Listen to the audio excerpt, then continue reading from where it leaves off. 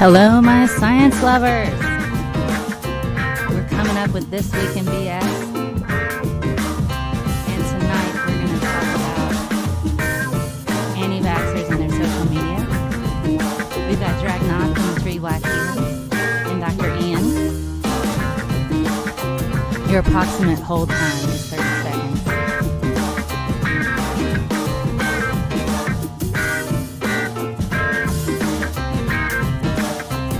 I just love having you guys here. This is going to be great.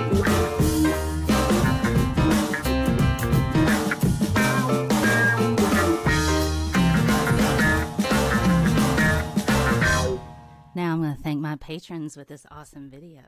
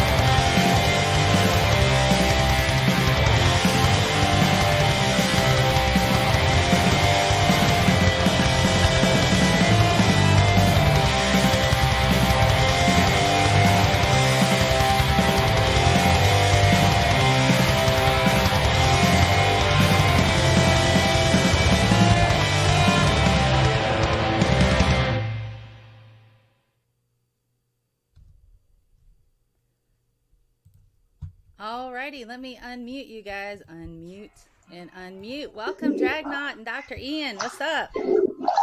Hey, welcome. Yep, many thanks for the invitation.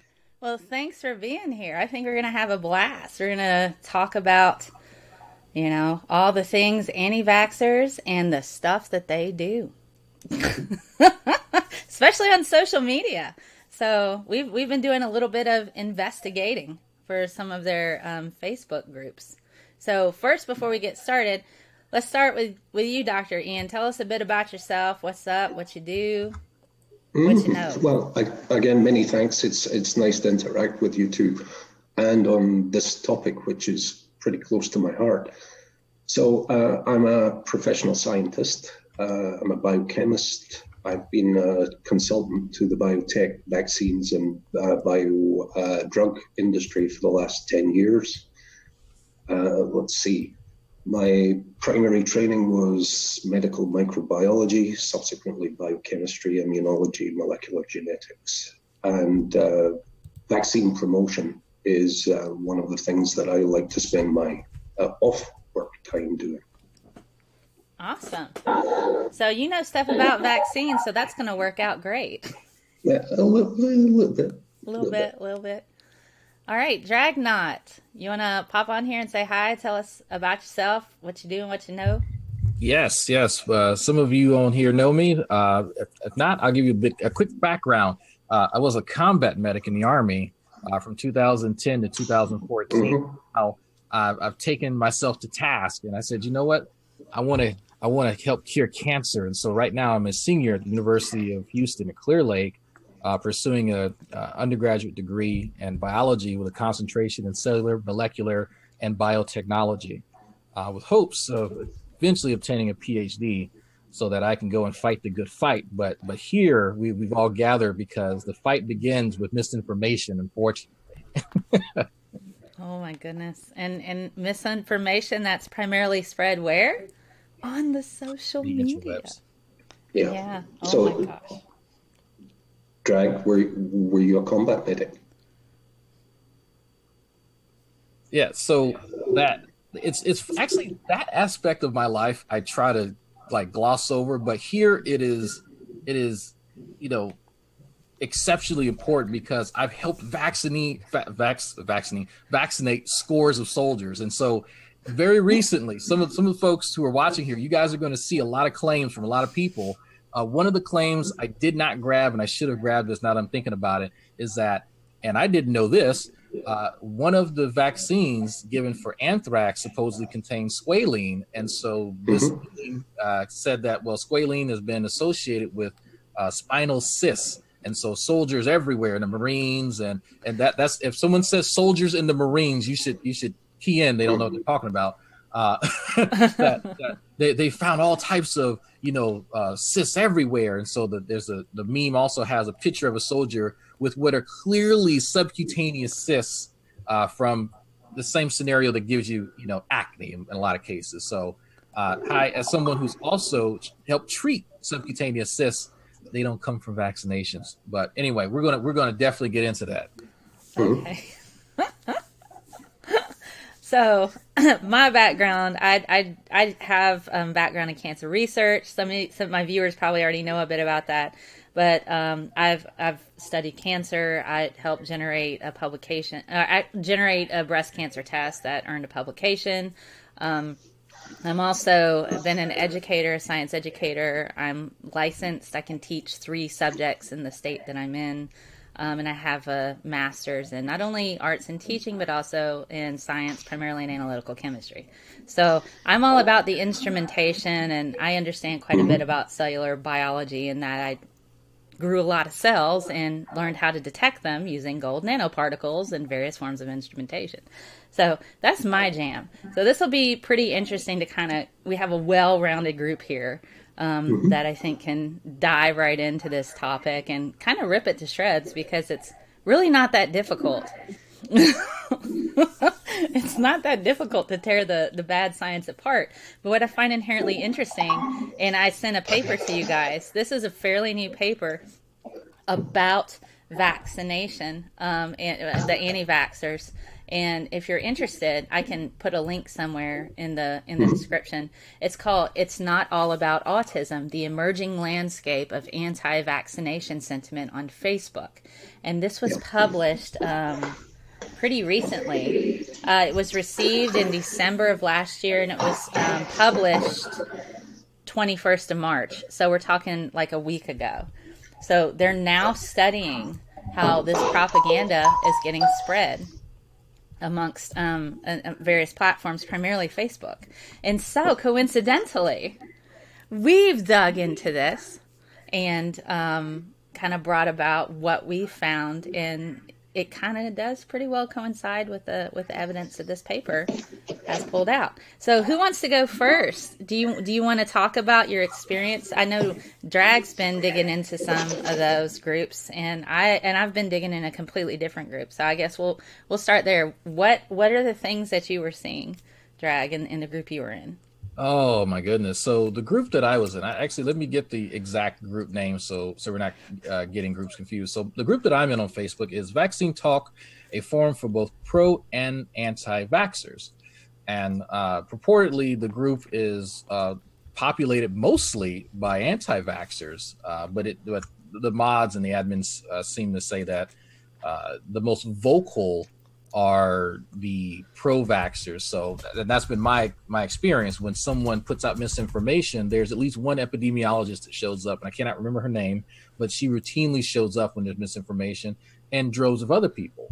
And so there's kind of been a consistent trend in a lot of these threads. You'll have someone who has had a supposed vaccine injury from their child, and I say supposed because they've not provided any information, and barring, certain HIPAA violations, I'm not privy to any of their, medical history, but they are really, really adamant that everyone else who talks about this topic are ignorant, and that they are on the ground floor of these vaccine injuries that no one's talking about, and that no one knows about anything as far as it happening, and everyone else is just kind of, sheeple. And I hate to use that term, but that's kind of some of the verbiage used. And besides those, because those are very few and far between, the majority of people who are out there in this particular group are people who kind of fall into the middle ground, and they have different identifiers or labels. So there's anti-vax, and you'll see screenshots. They refer to themselves as AV.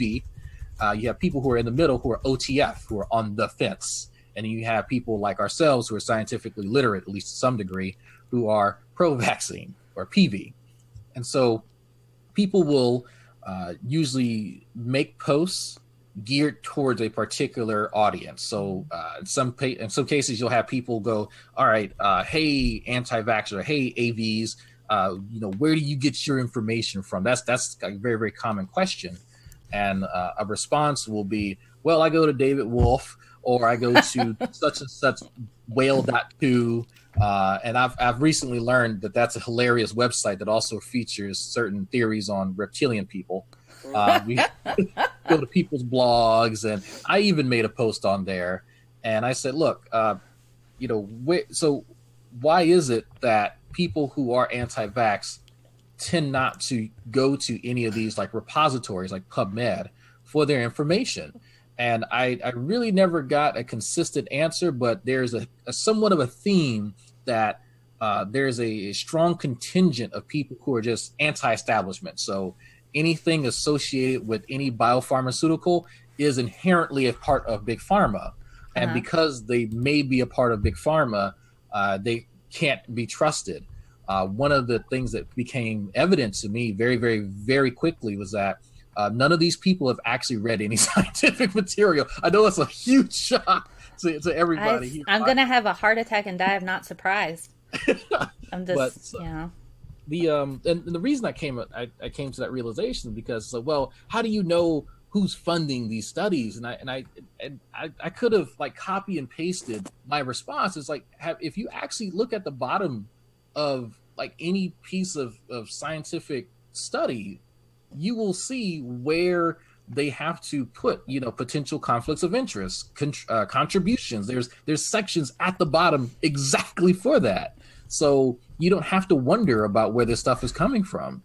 And, after I post that, I don't get a response ever. Yeah, they usually can't debate that. I've encountered anti-vaxxers on Twitter, and they're always pointing, well, this one time, this one thing happened with this one person. And I'm like, how do you know that those are correlated? Well, we need more studies to determine whether or not this is a thing. I'm like, so this is such an entirely rare thing that you expect scientists to throw money at this because this is such an incredibly rare type of reaction that you're claiming is happening. That's such a small percentage of the population. We don't have that much money. And so you have to fight in academia for funding. And that's like a big, big, big thing. And if it's something that the people who are funding the science for, they're not going to spend money, especially when it's such a small statistical chance. I mean, it's ridiculously small, the likelihood that you'll be injured by a vaccine. And the thing is, there's an entire fund. If you, and it doesn't even have to be proven scientifically that the two were correlated together. You just have to be able to show that you had these symptoms right after having the vaccine and that this is what happened. It's in a court of law. And that's something I can't. And I had Brian Abramson on this show a few weeks ago talking about vaccine law. He literally wrote the book on it. So there's an entire fund that everybody pays for who gets vaccinated. Like a few cents from your vaccine goes to this fund. And all you got to do is prove that it increased your risk of getting this thing. Not that it caused it, that it increased your risk. Yeah, one of the I don't know if you've seen this in your groups that you've been in. It's that case in 2010 of the young girl who had an underlying mitochondrial defect. It was a congenital disorder. Okay. I've heard about this, but I haven't seen it. Yeah, it's one that's commonly used, and because it references that fund that you just mentioned, people go, aha, look, the vaccines aren't safe, and it's like, well, if you actually sit down, because I've actually looked through and read in the court documents where the physician, the girl, the mother, no one knew that she had this issue. And so they found out because of the reaction. So of course they were awarded funds because, hey, well, she was injured and there wasn't a whole lot of hoopla about it, but they use that as evidence to show like there is something sinister going on here, and it's a part of a greater conspiracy or something. And so I think along a similar vein, I think next week I'm going to talk about the Monsanto trial again, because we had a trial in August, and there's a recent trial that just came out about how glyphosate causes cancer. Court evidence is not the same as scientific evidence. And so people get the two mixed up. And so I actually wrote an article about the case against the verdict, and talking about Monsanto and what GMOs it are actually, and the glyphosate and all of the different citations that show it does not cause cancer. And so that's one of the things when you're dealing with a court case, you only have to show that the introduction of this one thing could have tipped the scales towards you developing this thing. But even if it's a pre-existing thing, you're like, oh, well, I got in this smoke-filled room and now I have lung cancer, but they might have had lupus or something else that was associated with this. You know what I mean? So it's just that one introduction when there were already all of these other factors was enough to tip the scale, but that doesn't mean that that's what caused the cancer. Just like that doesn't mean that's what caused the mitochondrial disease, but people don't understand that. And so they're not really interested in like the intricacy, because I'm about sick of chemistry.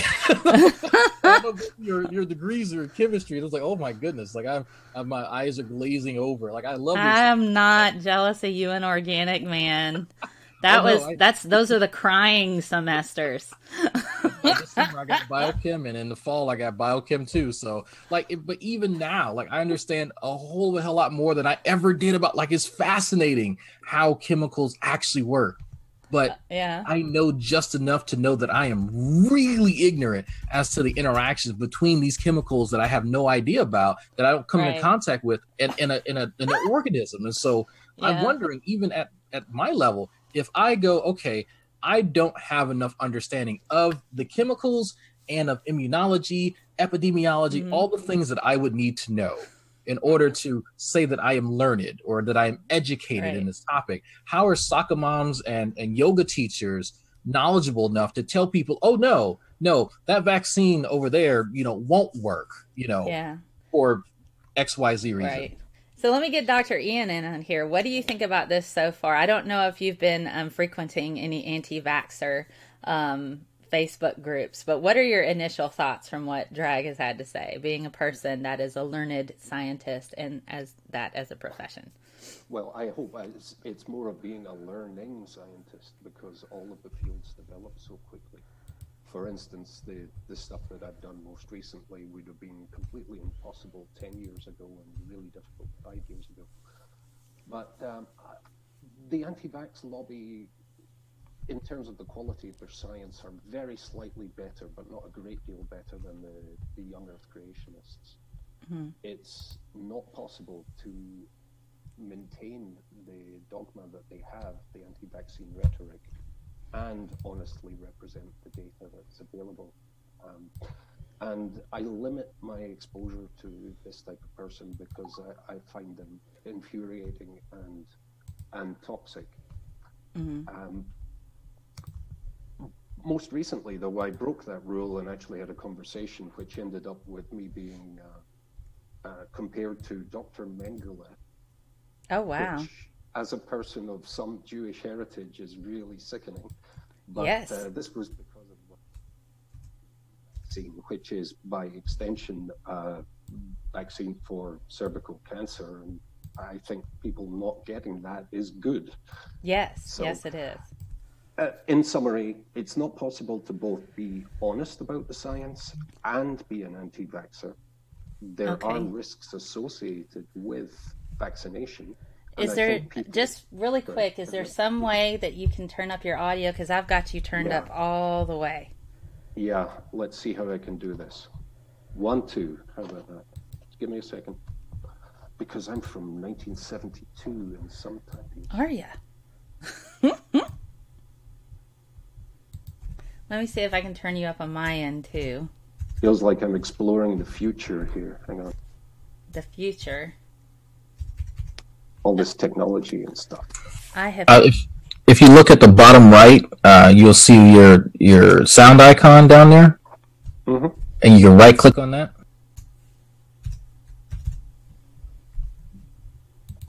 To open up your open sound sound settings.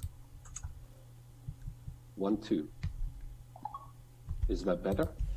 It's still kind of low. Yeah, it's still kind of low. See if you can crank it up a bit more. Yeah, because you were fine in the off air. Yeah, it's just like all of a sudden. Very strange. How about that? Keep going if you can. Is there some way? I'm wondering if I can turn you up on my end. Sorry, folks. Huh? No, I can only mute you. I've tried to turn you up as much as I can on my audio here.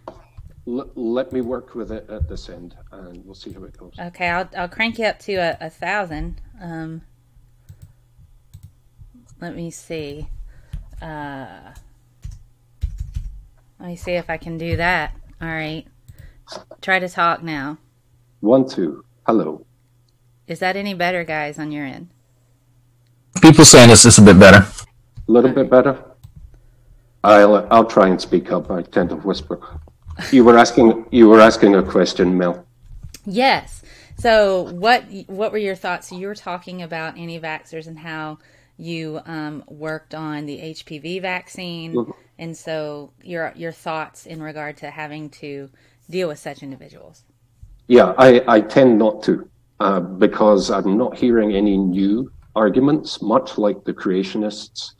It's basically several blends of the same thing, none of which are supported by data, with the exception that some people have bad experiences with vaccines and other types of medicine. And a thing that professionally offends me very much is the apparent disregard these individuals have for the entire careers spent making vaccines safer and more effective.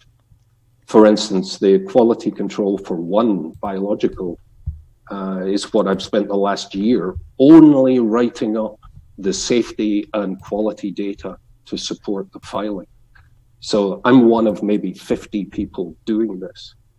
So we're not just guessing when we inject stuff into healthy kids. Okay, I was trying to mute myself a bit, see if that helped. So it is better, so people can hear you better. So that's great. So yeah, the thing that really bugs me about this is, for a while they were using autism. It causes autism. It's just you know we don't want this the kids to have autism, and now it's really not about that anymore. It's weird how they're being very belligerent in saying, okay, well, maybe it doesn't cause autism, but, you know, it's way better just to give your kids measles instead of, you know, having them get vaccinated against it, because chemicals, ew. So, yeah. I mean, I can understand it. Injecting anything into a symptom-free, otherwise healthy, beautiful infant, nobody wants to do that for no good reason. I have a theory that if vaccines were administered after the kids started to get sick, there would not be anti-vaxxers. But because you're intervening to prevent something, the tendency is to think, well, if it ain't broke, don't fix it. Mm-hmm. But the morbidity and mortality associated with measles is a reality. And it's a hope of mine that I live long enough to see that particular disease gone from the world. Gosh, that would be nice. So yeah. I thought I'd share a minute for the stuff that I'd been seeing. So I've been looking at a particular group. Let me make certain I get the name right. Here we go. It's called, there's 39,000 members of this group. It's called the Vaccine Education Network Natural Health Anti-Vax Community. And so I and Drag have compiled lots of different screenshots. Technically, we're breaking the rules, and if they find out, they'll kick us out.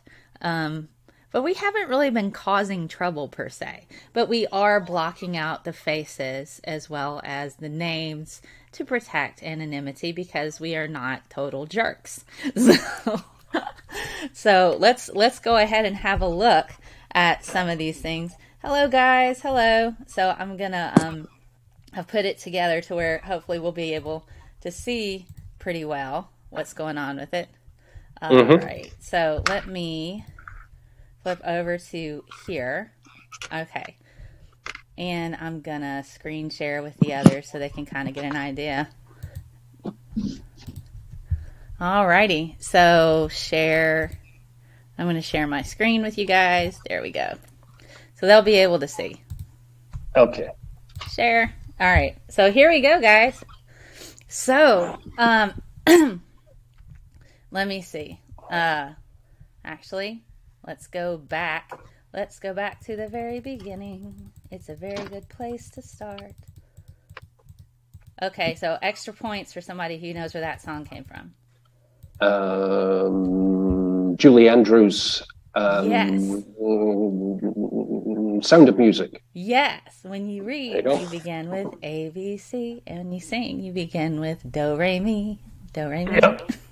Do, Re, Mi, Fa, Sol, La, Ti. Did I just out myself there with my encyclopedic knowledge of musical theater? That's very likely the case. All right. So let's take a look at this and see what's going on with it. All right, so here's the first one. This comes from the group that Drag is a part of. So I'm going to move this back behind here. All right, here we go. So this one is the Vaccine Talk, a forum for both pro and anti-vaxxers. All right, so when we're dealing with this one, we've got, okay, so my husband has gone anti-vaxxer since 8 weeks ago. He is obsessed with toxicity, and we are at the brink of divorce. I am pro-vax. He's been invited here and either left or I'm blocked and can't see. He has changed his character completely because he feels everyone is attacking him and the government is out to get us. The whole big pharma. He's so obsessed. He wants our kid homeschooled and thinks she's vaccine injured because she's had a cold for a month. No fever, eats well and all. She is UTD and has her 6 months coming up. Or up to date, I'm assuming that's what that means. And so I've agreed to space them out. Better than not vaccinating at all. My whole point, I need for him to trust me so that we can put this anti-vaccine to rest. I need full sources. So we have people that are coming forward, freaking out over you know, not being able to vaccinate their kids. You know, so they're like, okay. So Drag. So do you have thoughts on this since you sent this to me? What struck you about this message? It was just. By the way, I want people in the chat to let me know how I sound. But this is just laden with so much of the conspiratorial nonsense that I've encountered from a lot of the other members. That it's kind of heartbreaking because the wife here seems very, very reasonable. Like she's willing to compromise. She's willing to work with her husband, but it seems as though he's just gone off the deep end. And my heart goes out to her because I can't imagine how something like this has torn families apart. And it is because of misinformation. It is because of people who like, you know, David Wolf and Spirit Science and all these other people who jumping on this kick because they see that there's money in this. Right. They know that that this is an easy buck. And in any platform, they can get people to buy MSM and TSR and all these other and just chelates or whatever, you know. But this was really, really difficult to kind of read initially. And this woman is asking to be fully equipped with what she needs to combat nonsense. But at the end of the day, I think her husband has just already made his mind up. He has already convinced himself. And it wasn't evidence that brought him to these conclusions. It was conspiratorial nonsense that brought him here. It was his own epistemic limits that brought him to the conclusion that big pharma controls everything and the Greys are out to get him and the government is spying on him, because all of these things don't exist in a vacuum. These are always attached to another conspiracy at some point. They have to be in order to be conceivable even within that particular universal view. And this resonates on all kinds of levels with the other stuff that I do on psychic vampires, dealing with conspiracy people.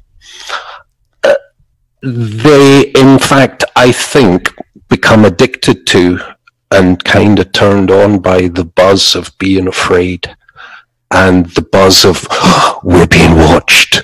And there's all a big plan, and I know this special hidden information. I get it. I totally get it. But I think there are better drugs to take, and I have no objection as long as you're not putting your kids at risk, except these people are. And, you know, it's all good fun, but there is a body count attached to this kind of rhetoric. True. I'm trying to play around with the video, so please feel free, go ahead. Yeah, and is my voice any clearer because I plugged my microphone in? Yes, it's great. Thank you. All right. Technology, yeah. Technology. Let's have a look at the next one. So this was one from somebody asking for help. Anti-vaccine members, can you teach me what you've learned that makes you decide to not vaccinate? I'm still wanting to learn from all sides of this, and have very much appreciated you all in this group being kind to share information with me. All right. So here we go. Here's this full one. I haven't made any decisions yet. So far my kids are vaccinated, but there have been true placebo studies done on vaccines. And so I'm just going to read like the little snippets here, because I mean, if you want to read through all of it, you can. It's right there. Coupled with the fact that it seems we're getting sicker and sicker with chronic illness, and so many people have health conditions, and why are rates increasing?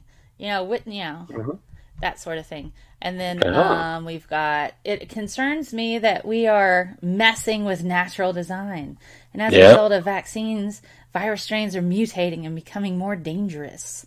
People don't have lifelong immunity anymore. Well, it depends on the type of virus.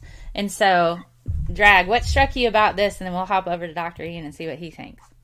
Yeah, so I don't know where they're getting their information on about placebo studies. Anytime anyone's ingesting anything, any biopharmaceutical, there's a placebo study. Like that's one of the easiest controls that you can do, from what I understand. I'm not in that field, but Doc, is that an accurate statement? Yeah, it's totally accurate. Yeah, so on two different levels. It's done in toxicology, so that's early on before clinical work's done. And new vaccine products are tested against the best existing vaccines.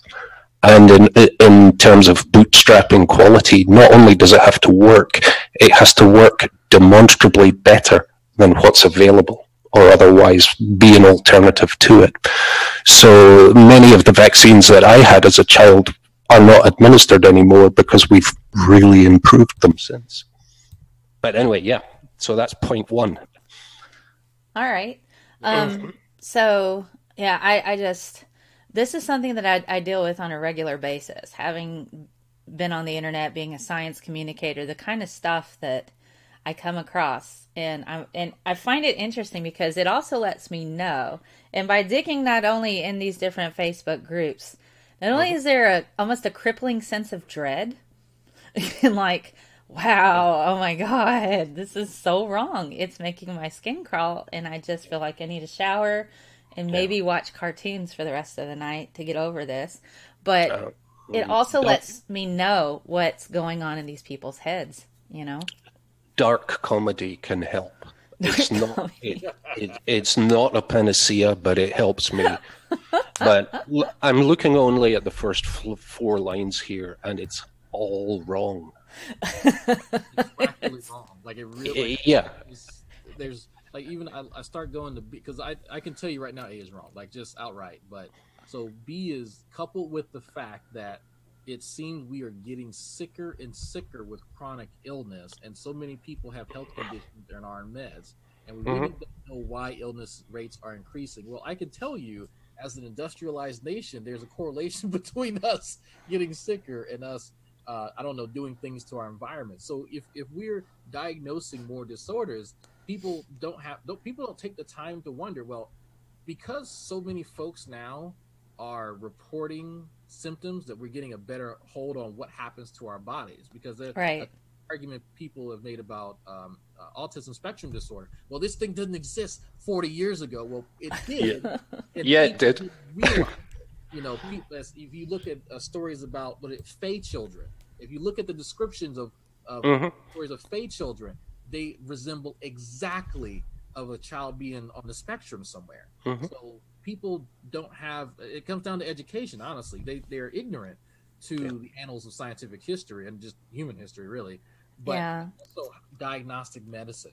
And so I guarantee you, if I were to challenge this person and go, what makes you think that we're getting sicker? What facts would you bring to bear if you were challenged on this? I guarantee you they couldn't do it, and they're just relying on. I have to take a second. Drag, you're too low, and Ian, you're too loud. God damn it! Damn. All right, here. I like to keep it simple with these people. Yeah. And by these people, I mean people who willfully endanger child's lives. Right. And say, okay, let's assume that we are getting sicker. A good chunk of the people who are sick and medicated today would have been previously dead. Ergo, we have a longer living population.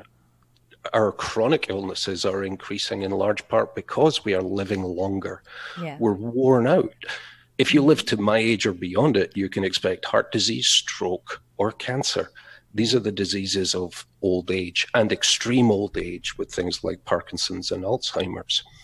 But people tend not to die in infancy these days, certainly in the Western world. Right. And if you look at the patterns of longevity and morbidity and mortality in the developing world, that's where we were about 150 years ago. Right. And you have 5 kids because 3 of them statistically would be dead by the time they were 10 years old. Man. All right. So I got one for you here. Let's see. I'm moving the chat around. Okay. So here's another one for you. So there was a congresswoman. She is trying to work towards mandatory vaccinations. And so in this particular case, this was on the vaccine group that I've been secretly a part of for a little bit. Here's what they had to say in response. Now, this was on Twitter, so I was able to use all kinds of stickers for their faces in this case. So I'm going to move y'all up here. All right, so go educate her. She needs to hear your personal stories of vaccine injury and be shown information regarding how dangerous vaccines can be. We who are vaccine injured should apply for status as a protected minority we can report hate speech and threats against us. And they're like, what? Seriously? So somebody responded to that going, what? Seriously? And then another guy, I tried to give positive stickers to the people who said good things. Like the cool looking guy with the glasses here. I said, I watched this video and heard nothing of mandating vaccinations, but to require schools to post the amount of children that are vaccinated, and those that are not. This would allow the parent guardian to choose if they want to send their children to these schools. And then another person this demonizes the families who are educated on vaccine dangers, unlike this politician. Yeah.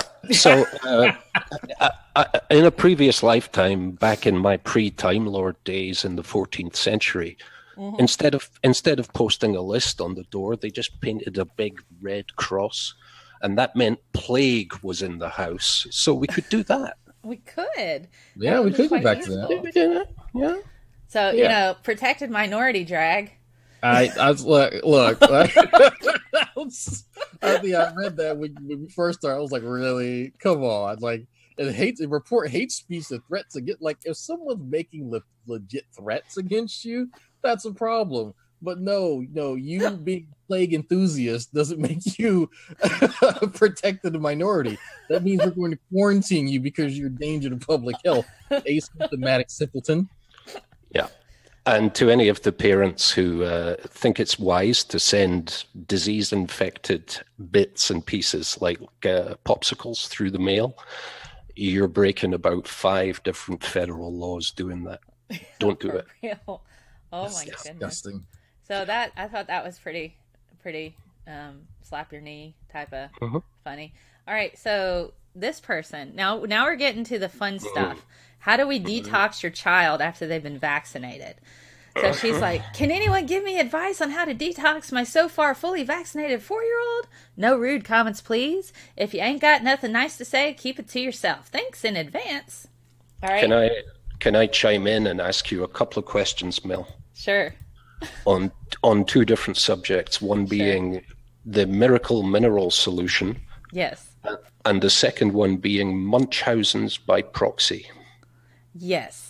I actually did a This Week in BS on the mineral miracle solution, got into the chemistry with it, had Amanda Cortex from Brief Brain Facts. She's a neuroscientist.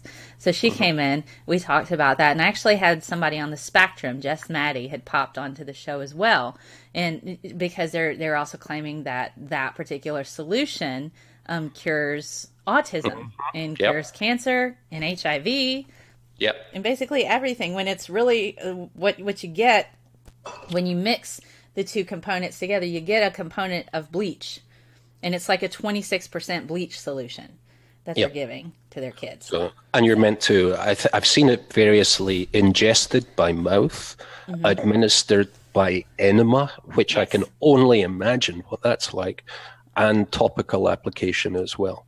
Yes. So to be very clear, we're talking about people curing themselves or their kids of these horrible conditions using basically industrial cleaner. Yes. So that's one particular cure-all that doesn't cure anything. It cures you from life if you drink a lot of it. That'll definitely cure you from living ever again. Yeah, all right.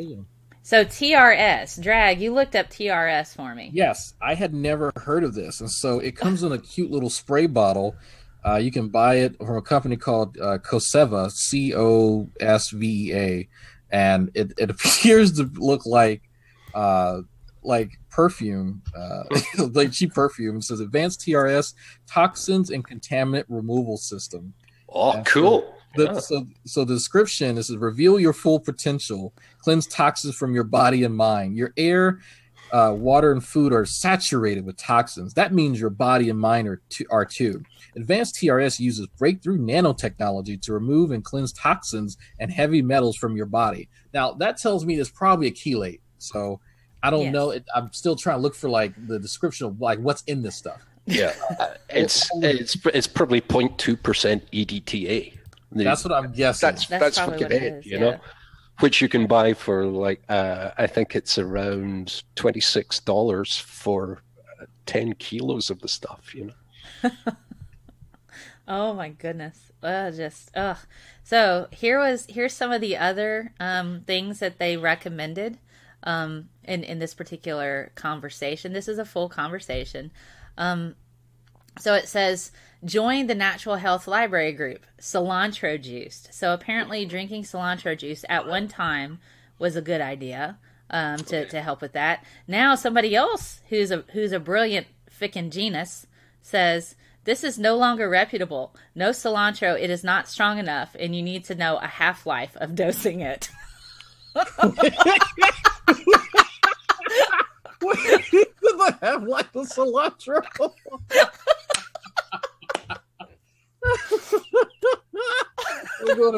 I'm gonna take this screenshot and show it to one of my professors just for a good laugh. I'm sorry, this is great. Yeah, I'm gonna buy some vegetables tomorrow and go. You know, what's the half-life of this vegetable? If I combine these in a soup, do I take an average of their half-life? And what does the soup transform into after setting? I'm going to do some LD50 studies on this, man. This stuff's potent.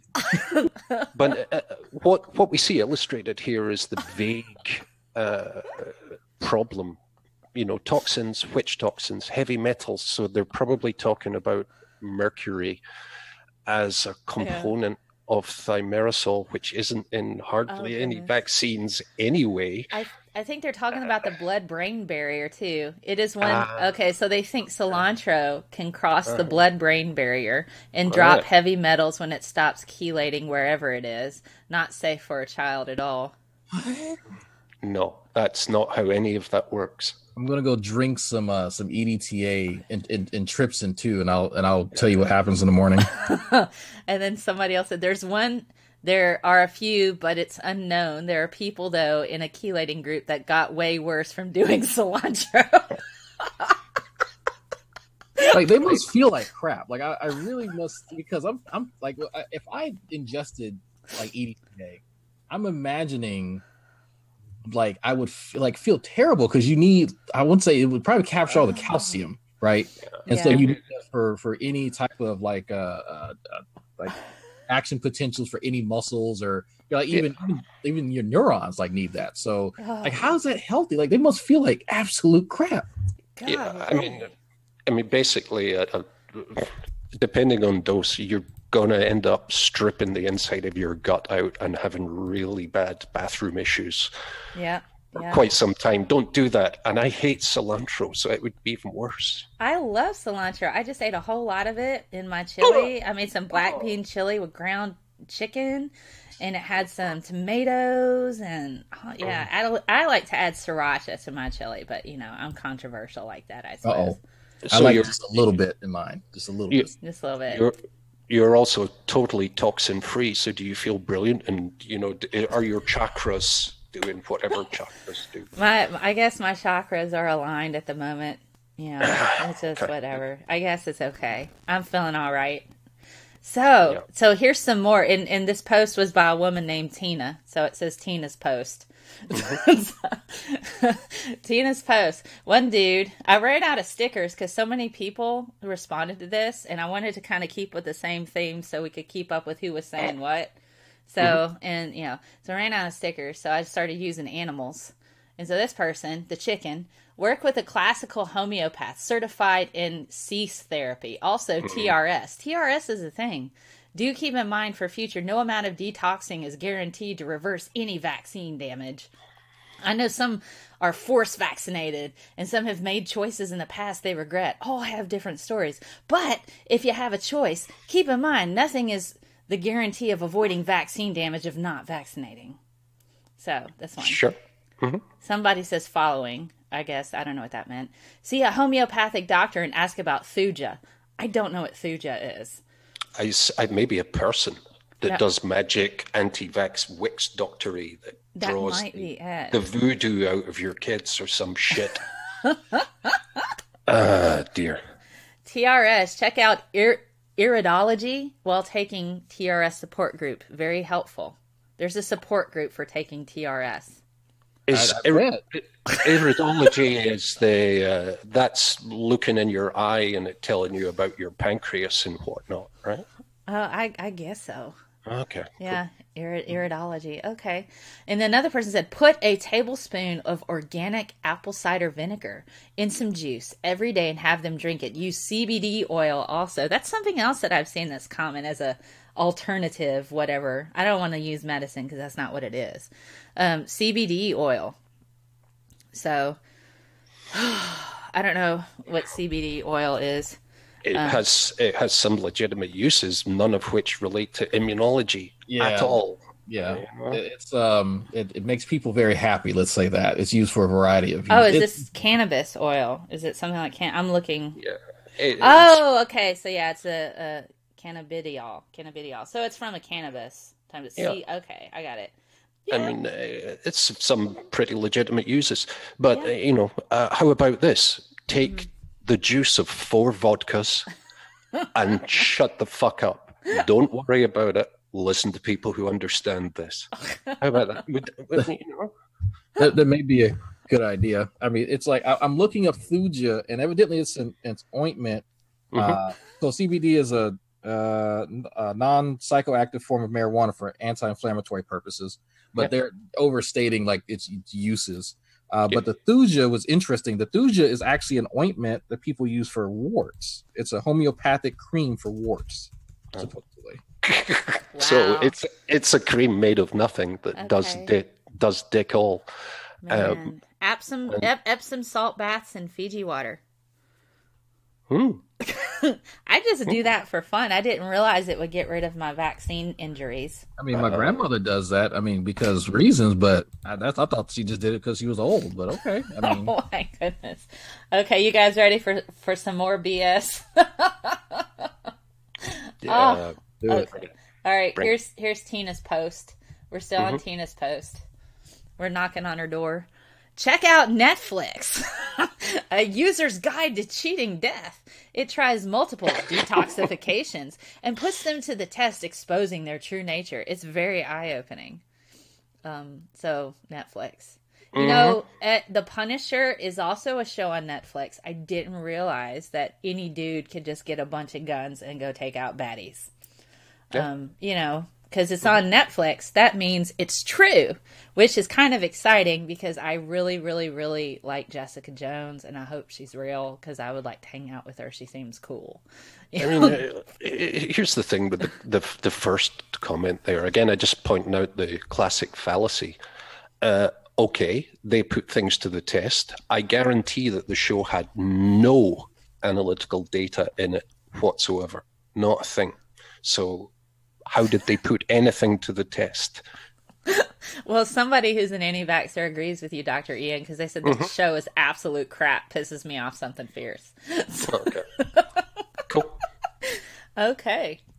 And then another one. If a show exploring if something is a myth or fact pisses you off something fierce, then you need a mental and emotional detox and some real feng shui in your life. Forget an organ detox, my friend. Using social media and other means of challenging fads from diet to detox allows for the real science to be pinpointed and uses to help our daily lives. It stops us all from spending our don't work and putting that money directly in the pockets of the already rich. So in case anyone would like to watch a really good documentary about health and detoxing, I would recommend The Root Cause on Netflix. And then somebody else is going back to TRS spray, cilantro, chlorella detox, and weekly Epsom salt baths, good diet, lots of outside time, boost immune system with homeopathic remedies. So Yeah. Keep your bowels open and trust in the Lord Jesus, and all will be well. And here's some crystals and whatever you need. oh goodness. So here you go, Dr. Ian. You might like this one. This come, and this is actually a public post, so I didn't protect this person's name. So, so I didn't protect. This was a public post. Troll. I'm going to trust my doctor, not some uneducated crazy mother. Me, cool. I'm going to let you Google what the third leading cause of death is. So, one thing that came out was that doctors' mistakes. Well, they said that mistakes were the third leading cause of death. But when you look into that, there's insurance issues for the majority of them, that they couldn't afford certain types of procedures in the U.S. because of the fact that they were too expensive and they didn't have insurance for it. So it's not so much that there's doctors' mistakes as that the people couldn't afford the treatment. And they didn't pursue that. And so they ended up dying in the hospital or at home or stuff like that. So it's not all doctors' mistakes. It has a lot to do with not being able to get treatment. Yeah, exactly. And there's a false comparison here. A correct comparison would be, let's take a bunch of chronically sick or acutely sick people and have them treated by people who aren't doctors, and we'll see what the leading cause of death is. Yeah. Medicine isn't perfect. And to be clear, I'm not a physician. I just make medicines. But people get sick and die, and that's tragic, and it's great to prevent that happening as often as possible. Absolutely. So this is something... oh, go ahead. I'm sorry. Sorry, I was just going to say, again, to keep it simple for the anti-vaxxers, I like cars. When my car breaks down, I don't take it to a dentist. I take it to a mechanic, right? Exactly. That's the same thing. When I was teaching biology, the kids would be like, why don't we talk about creationism in here? And I'm like, I have degrees in science and I teach science. If your car breaks down, would you bring it to me? And they're like, well, I said, well, I would have fun taking it apart. I may not be able to put it back together because I don't have any experience in cars.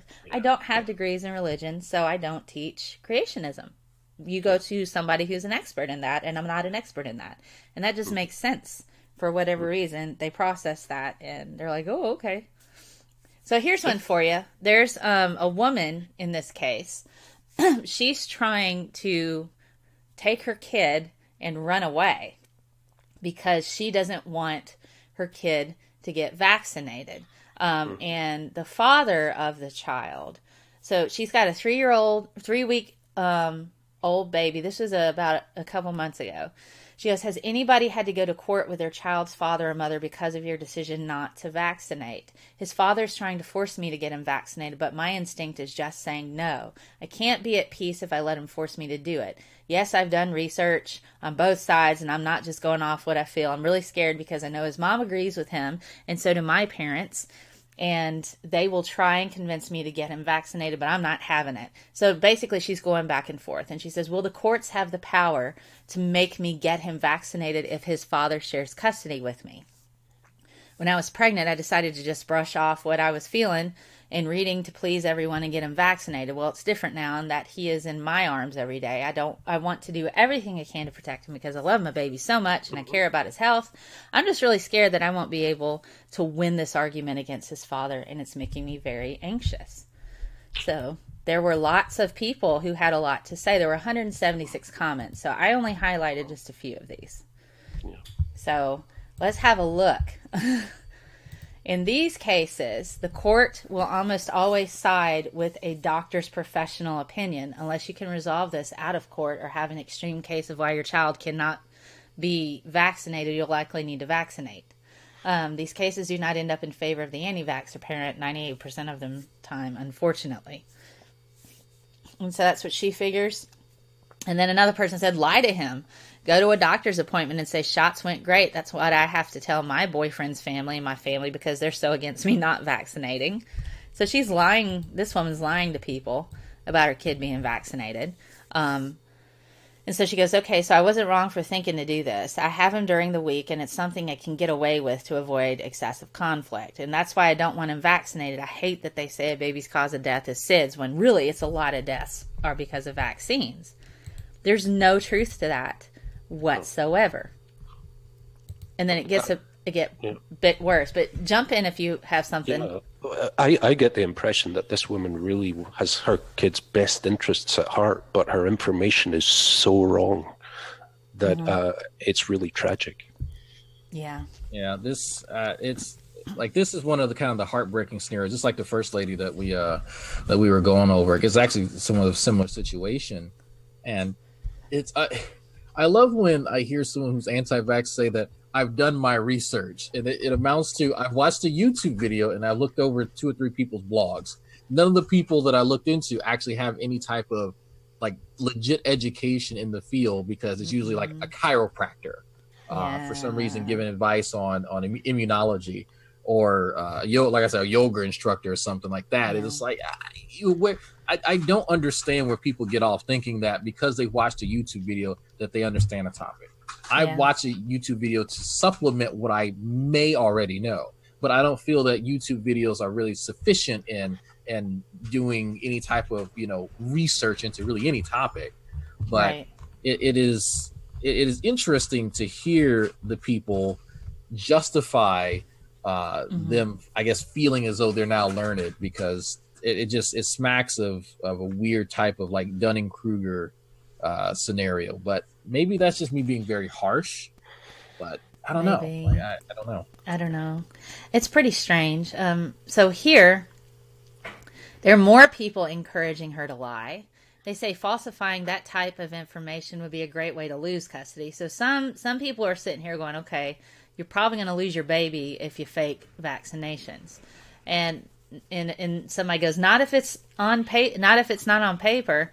And they're like, don't lie about getting them done. One, because even without physical custody, I think either parent can view medical records until the child is 18 or of age for HIPAA, which is true. And that gives him a decent case for you providing negligent care than trying to cover it up. It's not smart. And then somebody else says, tell him you are, take him to the doctor, don't really get him vaccinated, put on a couple Band-Aids on the baby's legs, come home and say you did. And then somebody else goes, why? Or the same person goes, why the mad face? It's better than injecting the baby with poison. I would do whatever I had to. Yes, even lie to protect my kids. And another person says, if he got access to medical records and she was lying, she would be found in contempt of court and could have serious consequences. Lying is not the solution, which is true. Yeah, you cannot lie about that stuff. And I do love like the terrible advice people are giving this lady. Just like, yeah, go ahead and lie to the court, lie to the husband. That's cool when he's trying to make a case. Like, and then people go, no, you're going to make the case for him. Should this guy actually see see this exchange going on? This right here would be some pretty good evidence to show that she's not acting in good faith for the kids. It's about her at the end of the day. It's if you're trying to protect your children, then guess what? There are communicable diseases that can hurt your children. Yes. So you not acting in good faith to protect them against those communicable diseases is not being a good parent. I like it's just that simple. True. So the other thing, so here's another set of handy dandy advice. And she says, I understand the risks of lying, but to be honest, I don't think he would take it that far to see his medical records. I would just have to really convince him that I took him. Except when the kid gets measles. And somebody said, if you get a religious exemption, your partner cannot undo it. I would suggest doing that, and you could take that to court as well if needed. Really? A religious exemption form will stand in court? It depends on the state. And if you're curious about the religious exemption forms, you can watch my This Week in BS with Antivaxxers. I did talk about this before, Anti-Vaxxer Law, with Brian Abramson, who literally wrote the book from Bloomberg Press on anti-vaxxer law, and he talks about that as being a loophole. But the way to kind of seal that up is the only particular religions that have that exemption, they're extremely specific, and there's like 2.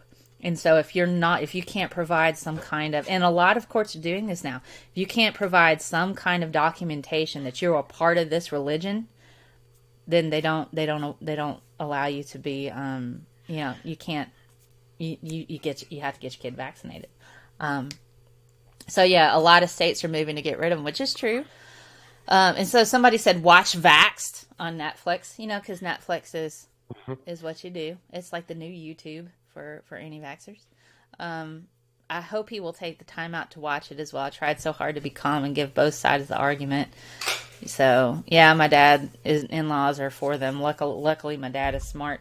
So there's just so much weird, and I think that's one of the problems, especially when it comes to anti-vaxxers. They go looking for confirmation bias, and they'll find anything that they can. It doesn't matter if it's wrong or not. Oh yeah. No, they'll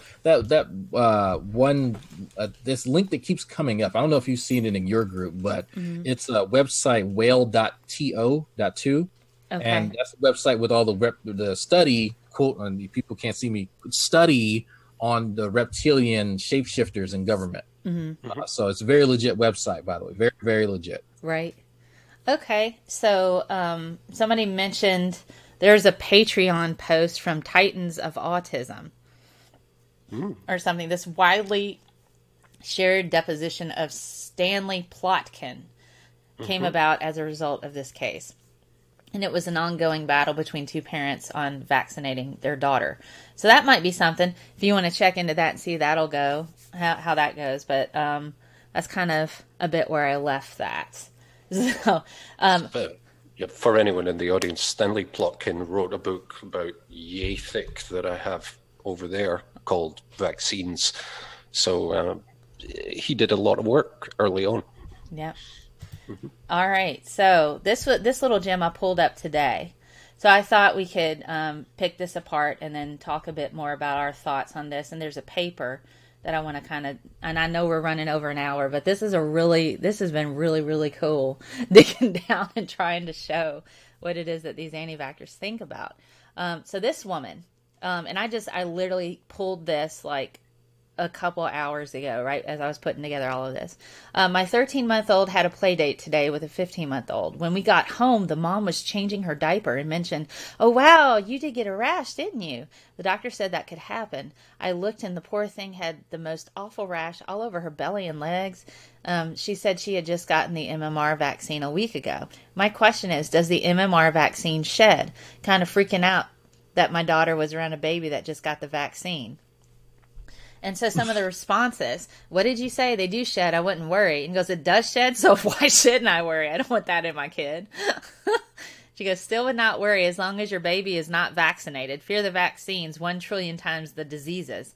They are harmless and good for you. No. Oh, God. No.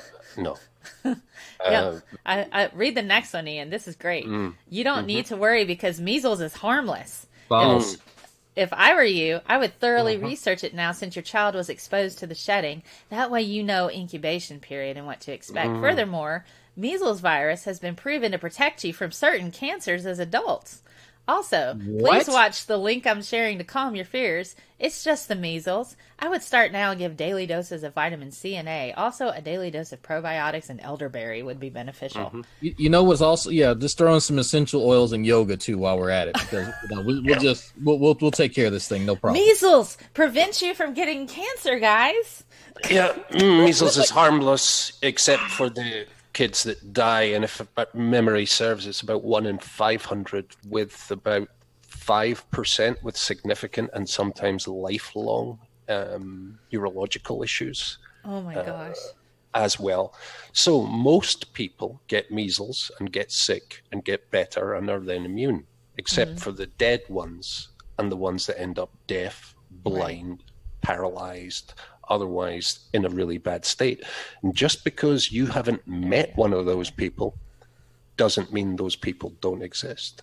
And probably the same reason we haven't met too many people who have died from the plague, probably because they died from the plague. Yeah. Along with, I mean, just to be clear from the history of infectious disease, 14th century Europe, half of the people died. 1 in 2. And basically, an infectious disease that can impact 20 to 30% of the population destroys your infrastructure. So the impacts of uncontrolled infectious disease are vast. And I've actually been involved in the emergency preparedness and logistical plans for the things that are inevitably going to happen, like the next flu pandemic. Yeah. Oh gosh. It's hard to actually communicate to people why, and I hate to bring him up, but you two have had experiences with our good friend Tommy Hall, who recently, last year, claimed that no one in 2018 had died from the flu. And ironically enough, in his own backyard, within 20 miles of him, actually 50 miles of him, someone had actually died from the flu. And it was pretty hilarious just how wrong he was, but how sad of a state that we're in, because now that we've beaten back a lot of disorders, or a lot of pathogens that would cause crippling disorders in people have forgotten, in a sense, how devastating a communicable disease really is. But let one person go into Times Square with Ebola and then hop on a plane to, New Jersey, and then you're going to see pure and utter chaos. That is a violent pathogen to have. Right. Although, I mean, Ebola is a great example because it's a very extreme and very acute disease. But you're right, Drag. If you move around enough, you can cause an outbreak. I don't lose sleep about Ebola, but I do lose sleep about flu, because you get it and you can walk around and transmit it. And the pandemic strains, the ones that are both infectious and highly virulent, tend to weed out the young and the very old. So it can really truncate a population, and that can rip through an entire population really easily, as it did in Europe and much of North America in the 1920s. It actually killed more people than the whole of the First World War. Wow. So get your flu vaccine. Get your flu vaccines. Oh my goodness. Okay. I get the flu vaccine not because flu would kill me. It probably wouldn't. But because I hang out with old people, my parents, and children, and people who cannot be vaccinated. Right. So if you're not doing it for yourself, don't kill your granny by giving her flu. Don't kill your granny. All right. So this person who's got a green spot on their face with the letter A, all right, I'm leaning towards she probably won't even get it, but if she does, don't panic. Instead, be happy that she's getting the opportunity to build strong, lifelong immunity. to it and will be better off in the long run. It's just a week of fever and rash, all while building the immunity she is meant to have. Mm-hmm. And then she goes, it's a perfect example of what is happening and could happen if she gets it. She would happen to expose someone else to it, which could happen during incubation period. You will be the one blamed for pro-vaxxers for spreading measles and starting the outbreak. You will be shamed and ridiculed and made to feel like a bad parent. This is how all the fear-mongering and media-prompted hysteria starts, and we get blamed, but we all know exactly where the outbreak started. So it's best to just keep her at home now. Someone like me, I'd be buying that Brady Bunch chalkboard and running my 5 kids over there to expose them and get the measles done and over with. Oh my God! It's like they treat it like chicken pox. Like, yes, they think it's the same. And so another person's like, measles and mumps and pox are good for you. It helps prevent certain cancers later in life. A lady just cured her cancer, injected the measles virus. Yep, I read about that. Seriously, yeah. I would love for my 10-year-old to get the measles. I just wish I had them when I was a kid. Yeah, photos are it didn't happen. Okay, that's the third. I think the third time we've heard this. So yeah. I'm familiar with the connection between cancer and certain viruses or certain viral infections. Excuse me. Right. Some of them will actually carry over certain regulatory elements. You know, from oncogenes and oncogenes and turning them to whatever. Yeah, you turn off the tumor suppressor genes and then run wild. You know. Yeah, but none of those viruses are measles virus.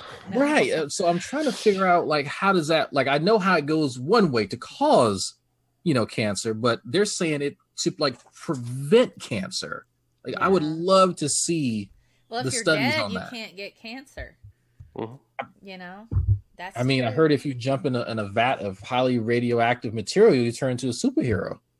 Yeah, there's a few things here. Somebody listed a paper, and I sent it to you guys a little bit. It's just detections of measles vaccine in the throat of a vaccinated child. So they detected the vaccine in the throat, and they're saying that it was the virus, but it's the vaccine in the throat, not the actual virus. Did they publish that in the Journal of Completely Unsurprising Medical Observations? Dr. Captain Obvious? Yes, Dr. Captain Obvious. They found the thing that had been given to the kid. Okay, where are we with this, Oh my goodness. Yeah. It's there's always a logical disconnect, and it's really whether it happens earlier or later, and then they'll just throw up the flak wall like our friend G-Man and just throw a bunch of bullshit. So it's just crazy. It was autism and it's heavy metals and toxins, and the DNA one is good, as well as the aborted fetal tissue. Oh my gosh, yeah. Apparently, I get a shipment of dead babies every 3 weeks and make vaccines out of them, because that's exactly how that works. You make Soylent Green vaccines. Soylent Green is people. Soylent Green vaccine. Oh my goodness. So I like to go, how much of this scary DNA is in your vaccine? Do you know? No, I do. I know exactly how much is there. Do you know what a picogram is? That's what it's 1 to the negative 16 or 14. A picogram that's right above nano, isn't it? You got pico and then nano. Nano is God. I worked in nanotechnology. Nano's 9, so that because I have a way of remembering this. I have a mnemonic that I can't remember because it's dirty. But so I know nano is 10 to the negative 9. It's a long way down there. Yeah. So I want to say So if nano is 9, I think pico is 12, and I think femto is 15. Yeah, that's I correct. think that's what it. And then it's atto, but by that point you're subatomic. The methods that are used to analyze this stuff for quality control are sensitive down to 5 picograms total dose, and usually, most often, the DNA signal from vaccine that goes to the clinic is below the limit of detection. Right. Oh my goodness, yeah. There is vanishingly small amounts, and then I go, Did you clean your teeth today? Because you got about 1 million times as much bacterial DNA in your bloodstream as you get from all of the vaccines. Oh yeah, I like mentioning that. You got plant DNA in you and pig. Yes. You got all kinds Oh my that goodness. ham sandwich you got, man. That chicken sandwich you got from McDonald's. Yeah, guess Oh what's my in there? goodness. They need to put warning labels on the food that contain DNA. Are you kidding me? Yeah, It's a real problem. It's a real problem, guys. Yeah, but again, education is the key to this. It is. But again, there is always going to be a population who get off on being a little bit scared, and if there are no bad things in the back, then they'll invent them. Right. I think. So I've taken us off the screen share, and now we're back to the regular share, because that's all of the stuff that I've got where they were talking about all the different things. It kind of ended with one particular person saying, do you really want your child or your baby to get measles? And another woman said, I do. And she had like a little emoji with a hand raised. So one of the last things that I want to touch on is this paper that just came out like 7 days ago. And, there are people who are now researching the fact that anti-vaxxers, they're using Facebook for propaganda. And so they checked out Facebook posts from 2002 to 2017, I believe it was what it was. Let me double check on that. And this is published in the journal Vaccine.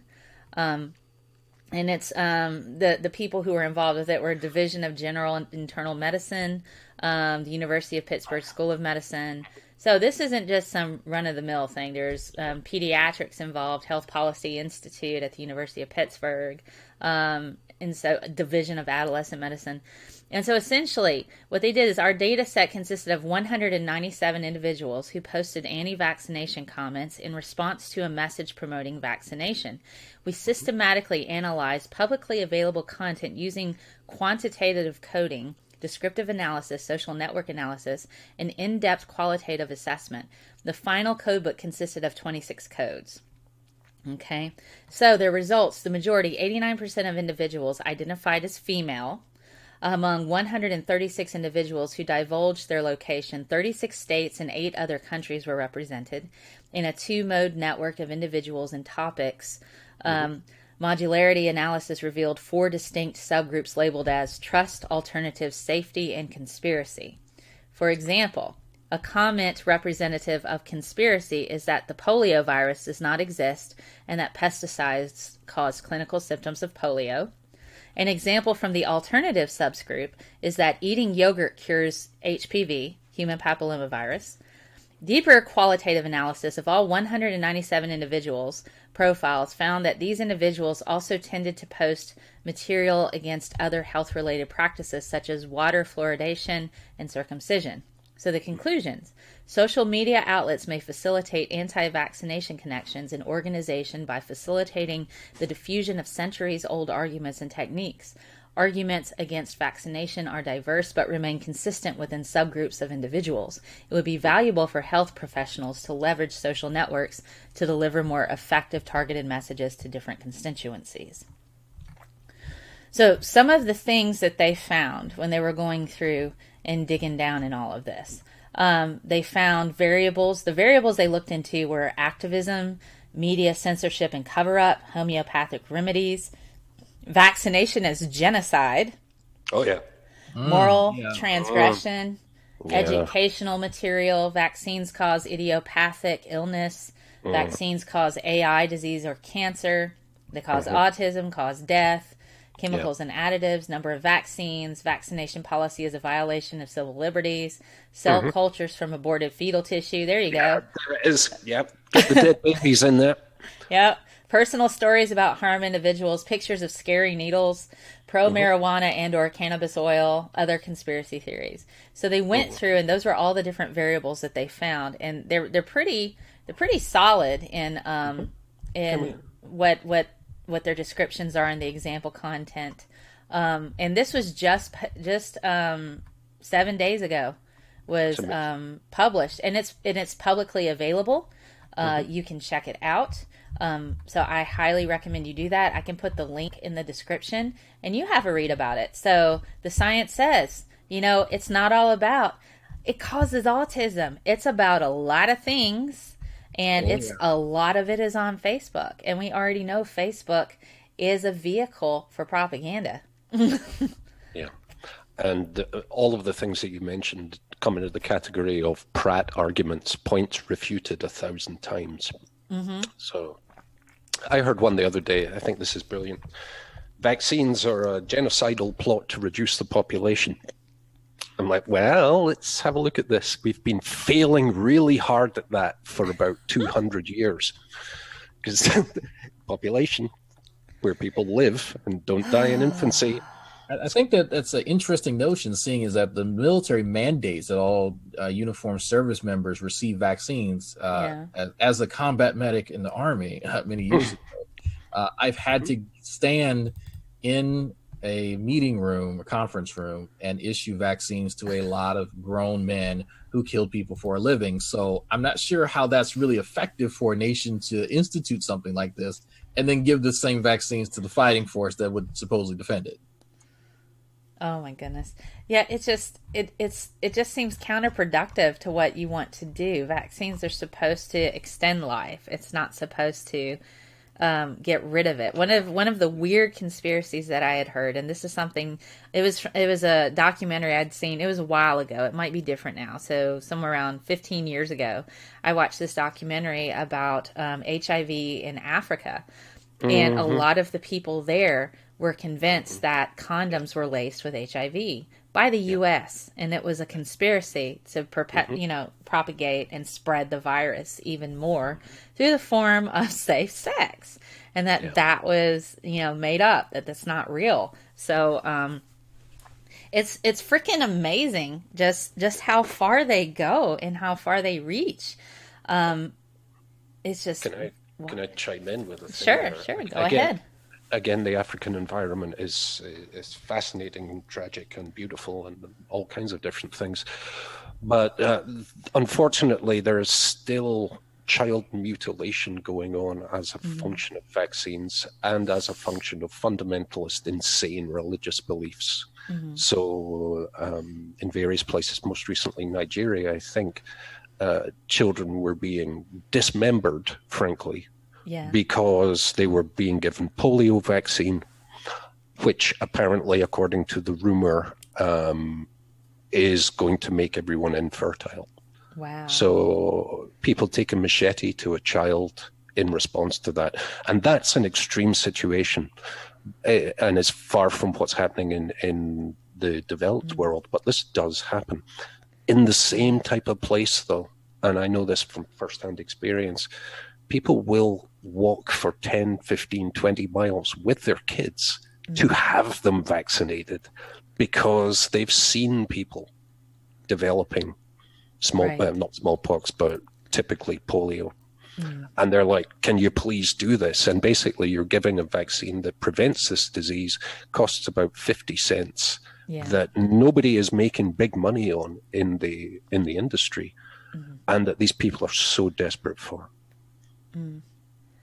It's pretty frightening that a lot of, especially in the U.S., I always tend to speak out a little bit about this nonsense. It's the fashionable pseudoscience and the designer nonsense.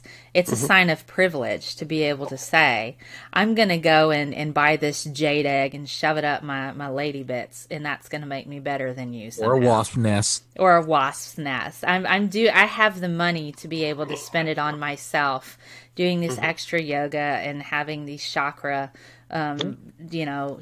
aligned by somebody coming and blowing sage in my face and chanting over me, because that's calming me and it's helping me be so much better. So I'm going to fork out this money for that.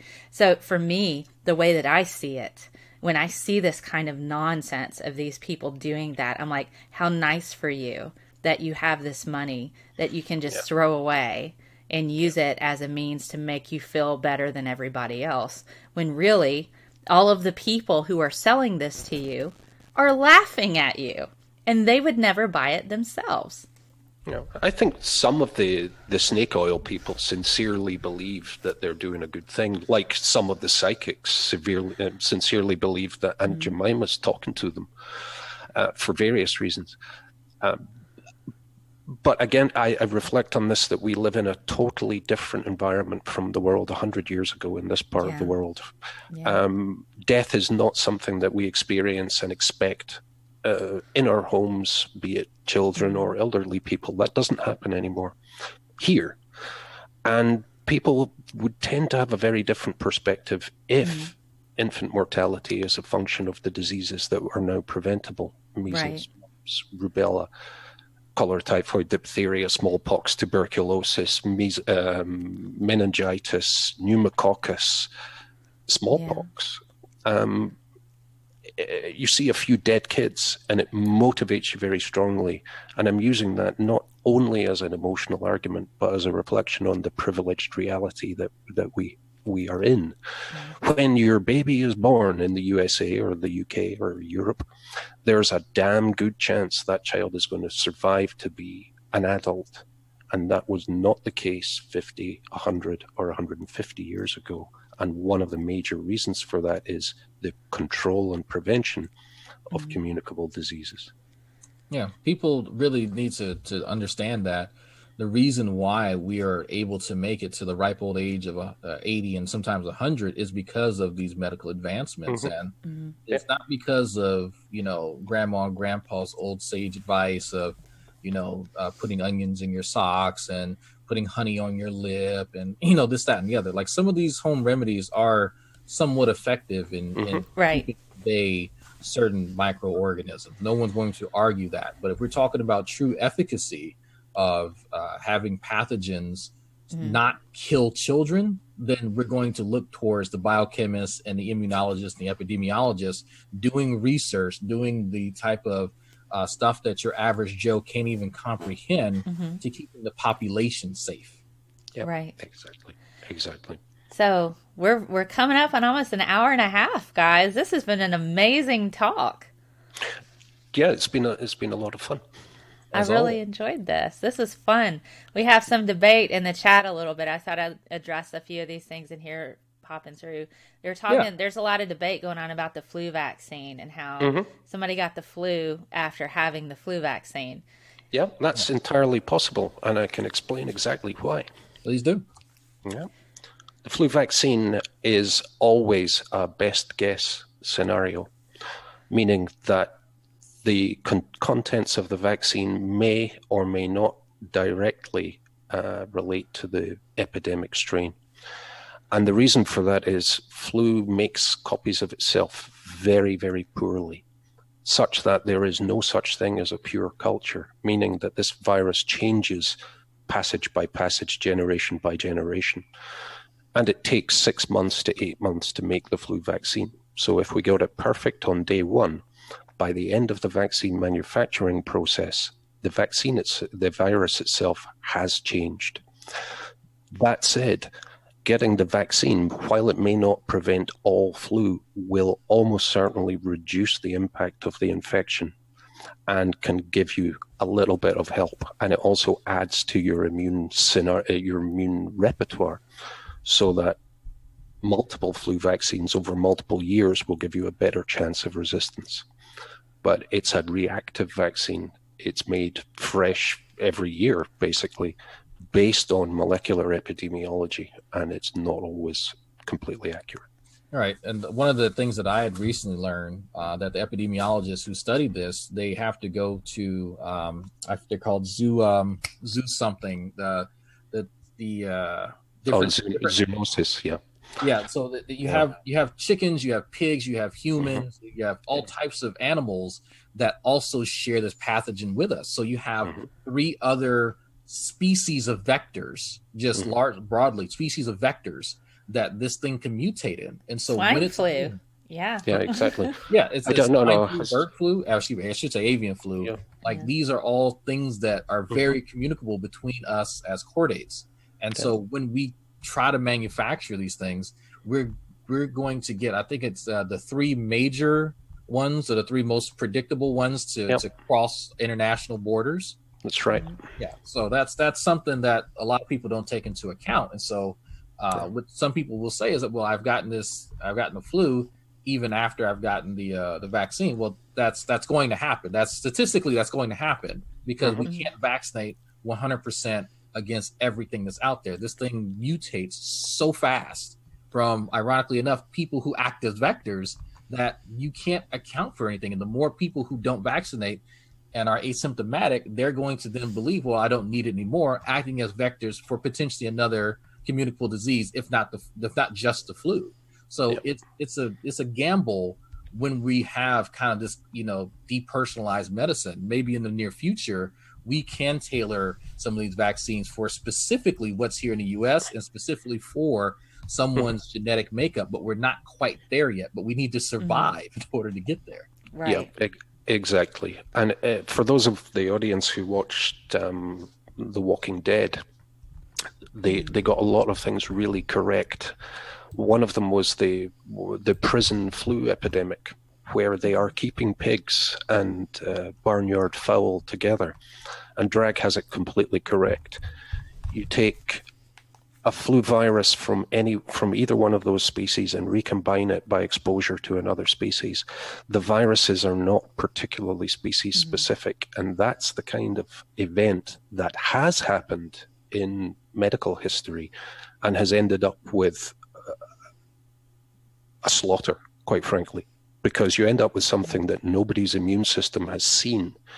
It's partly porcine, it's partly avian, it's partly human, and your body can't react properly to it, and lots of people die, as in the pandemic in the 20s. Right. I was just going through adding a few mods there. I have like maybe just a couple mods, so I was going to pop up with some more mods in the chat. Can I ask perhaps the chat and as well as Dragon yourself? Sure. The HPV vaccine seems to polarize people. I think it's awesome. Yes, it's awesome. I've had the vaccine myself, and I recommend it to anybody who's sexually active, quite frankly. But I've also heard it described as the sin vaccine, and that some weird kind of biblical nonsense about how it's good to get fucking cancer and die. Right. Well, let me just chime in on this a bit. The FDA here only just, and see, I'm outside the age range to get it, and so if you are outside the age range to get it, your insurance didn't cover it.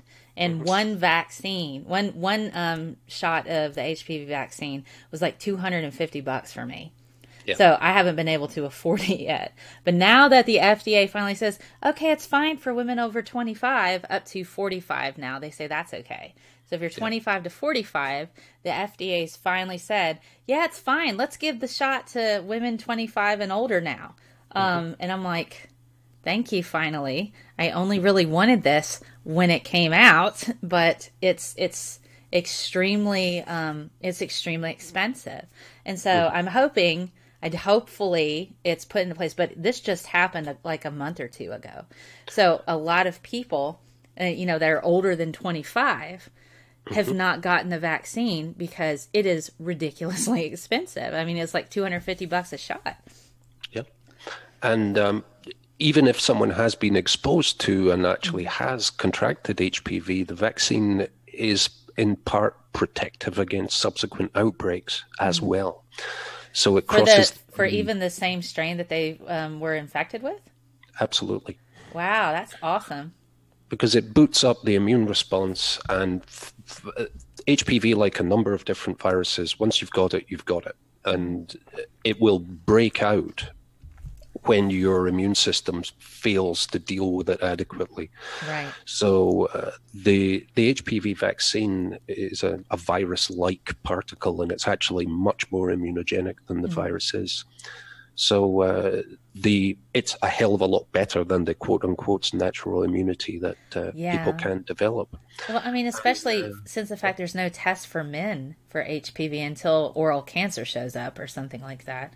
I mean, men tend to be carriers for the kind that causes cervical cancer, but they don't have like a smear test.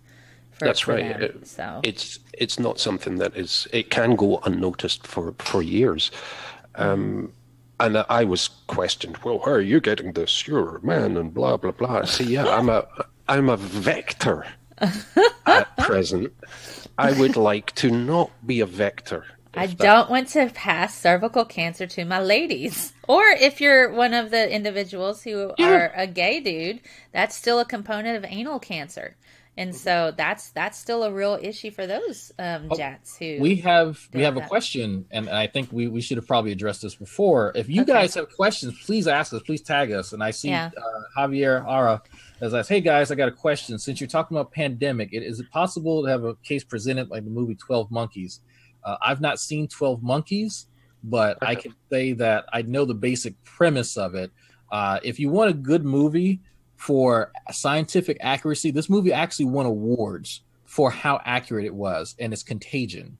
And it is incredibly accurate as far as the synthesis of a highly virulent pathogen, its path into becoming a very, very communicable disease, and how it can then spread across international borders, and how certain medical protocol, actually, as far as the CDC is concerned, save for Lawrence Fishburne's a very unethical decision towards the end of the movie. I won't spoil it for you, but very, very accurate. But have you two seen 12 Monkeys? Are you familiar with it?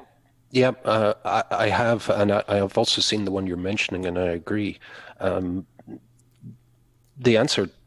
easy answer to the question is yes, absolutely, because it's happened throughout human history.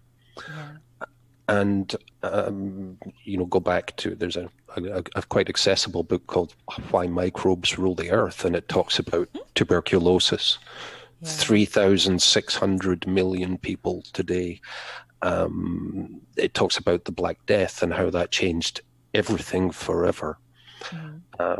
So when it comes to pandemics, like flu, for instance, these things will happen. They have always happened, and it's very difficult to prevent them, especially with a big mobile population. So the question is when rather than if. And when people started to make fun of the swine flu and all of that, and it was nothing, a whole bunch of people like me went, oh, thank God, because what happened there was the virus type was extremely infectious, which means it rips through a population, but not particularly virulent. Now, when you get infectivity and virulence, then millions of people die. Yeah. Man. Gosh. Captain Trips, Stephen King's The Stand. Yeah, precisely. Yes, that was a great film. A bad enough flu drops a third of people, as in kills them or incapacitates them.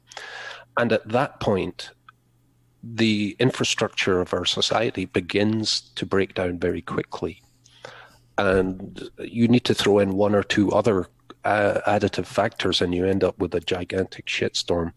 So the extreme case is the zombie apocalypse. Of course, the zombie thing isn't for real, but that's how a disease can propagate and spread throughout the population.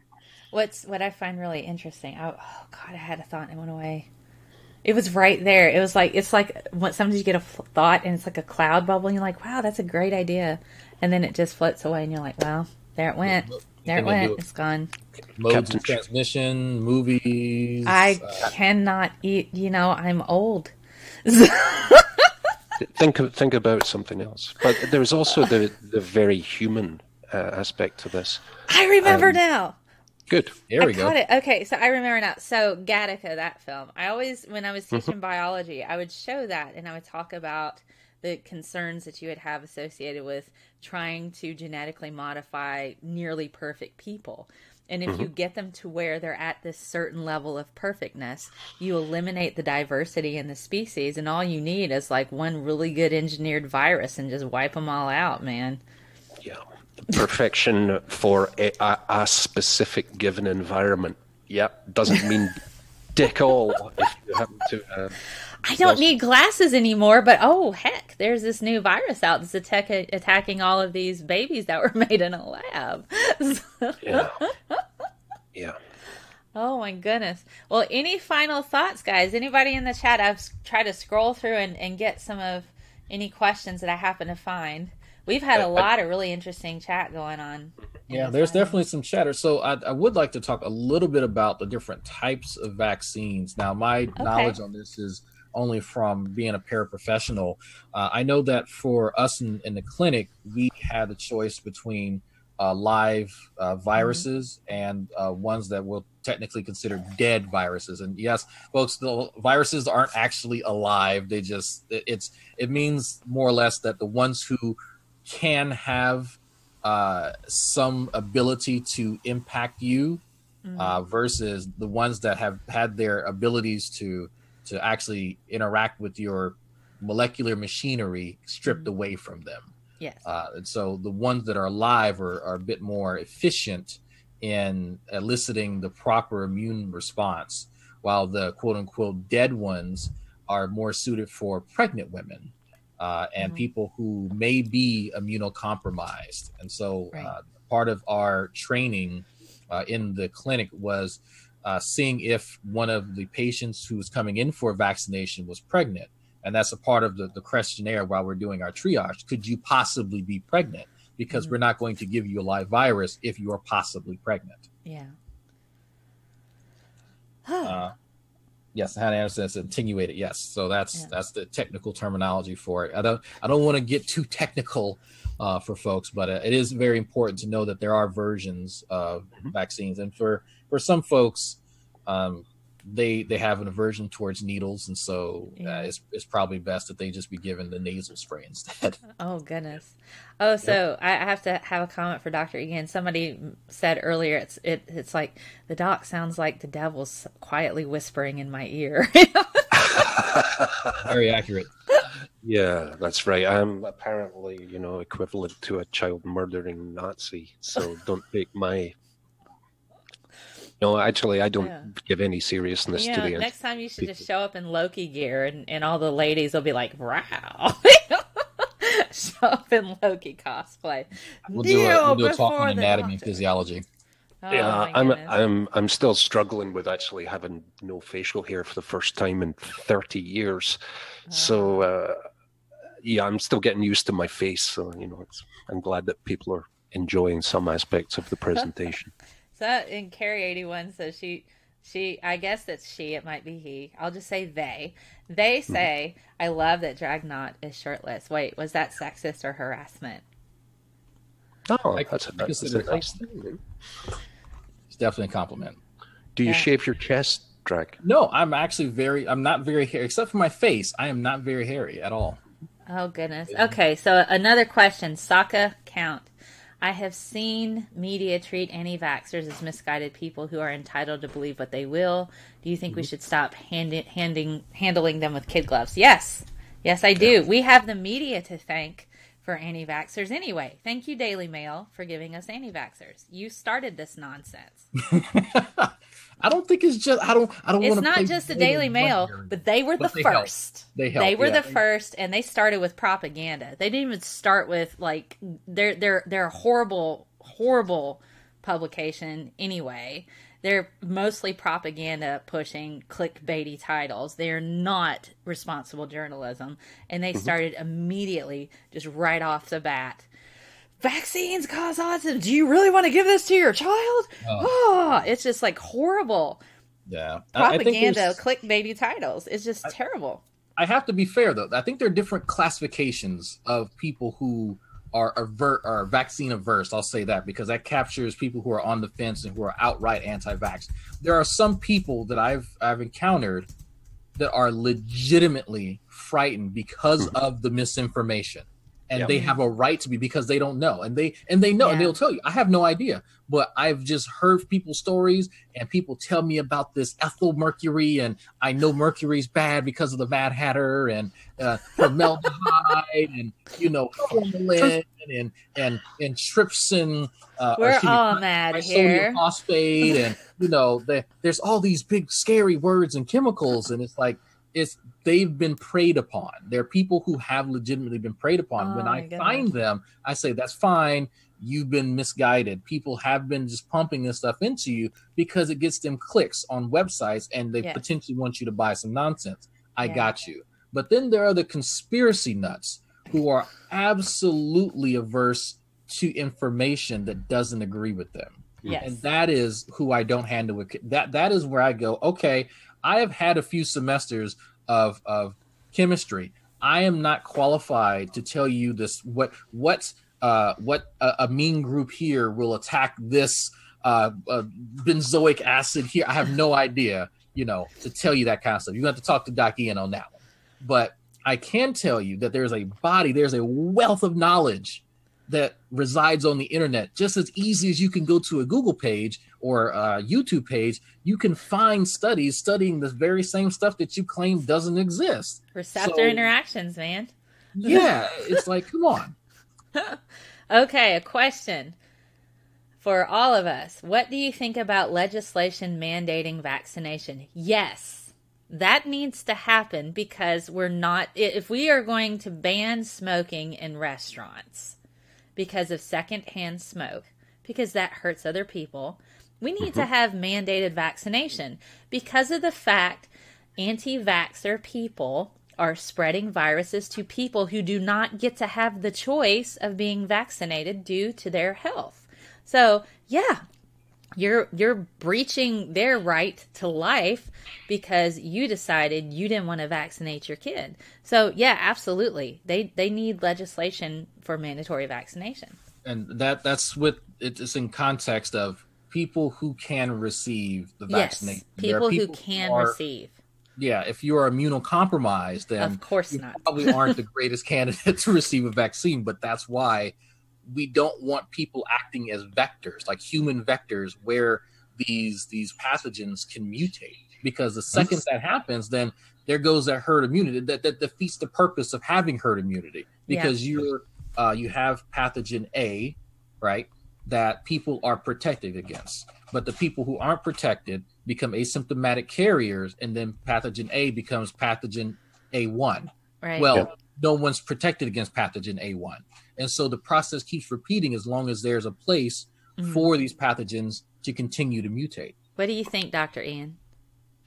I hear a lot of truth in what both of you are saying. My own position on this is I want people to have as many choices as they can with regard to healthcare. But if you don't vaccinate your kids, they cannot come to public school. I think that's the middle ground. People can choose to not vaccinate and strongly recommend that they do. But if, for instance, their child doesn't get the MMR vaccine, they have no business being around a population of kids potentially as a vector.